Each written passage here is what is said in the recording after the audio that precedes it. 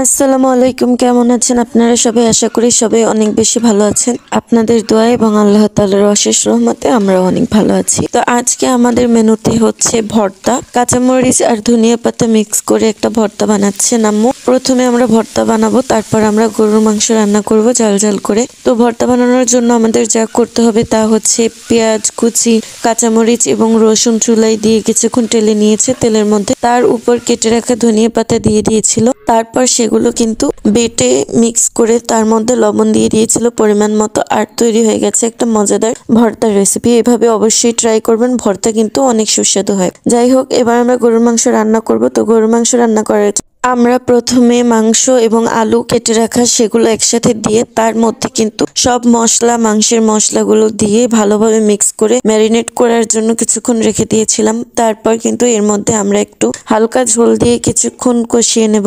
গরুর মাংসে যদি আপনি সকল প্রকার মশলা মিশিয়ে তারপর কিছুক্ষণ ম্যারিনেট করে রাখেন তাহলে সেটার স্বাদ দ্বিগুণ বেড়ে যায়। আপনারা অবশ্যই ট্রাই করবেন। আমি জানি আপনারা অলরেডি অনেকেই এভাবে খান, তবুও বললাম আর কি। তো এবার আমরা পরিমাণ মতো ঝোল দিয়ে দিয়েছি, এটা হচ্ছে আমাদের মেইন ঝোল। তো এবার আমরা চুলায় কিছুক্ষণ রান্না করলে কিন্তু আমাদের গরুর মাংসটা একদম রেডি হয়ে যাবে। তো আমরা চুলায় রান্না করছি, কিছুক্ষণ পর আমাদের গরুর মাংসটা কিন্তু একদম রেডি হয়ে গেছে। আর এইভাবে রান্না করবেন, যারা ঝোল অনেক বেশি পছন্দ করেন তারা এইভাবে ঝোল দিয়ে রান্না করবেন, আর যারা ঝোল বেশি পছন্দ করেন না তারা ঘন করেও রান্না করতে পারেন, সেক্ষেত্রে ঝোলটা একটু কম দিবেন।